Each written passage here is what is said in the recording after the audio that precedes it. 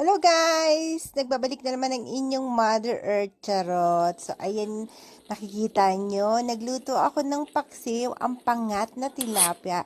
So sino ba namang mapaparice pa more pag ganito ang ating ulam, 'di ba? Kaya rice pa more please! Ang sarap-sarap talagang kumain kapag ganito ang ulam. Simple lang, rice na rice pa more ang katapat niya. Kaya, tara, kain tayo guys!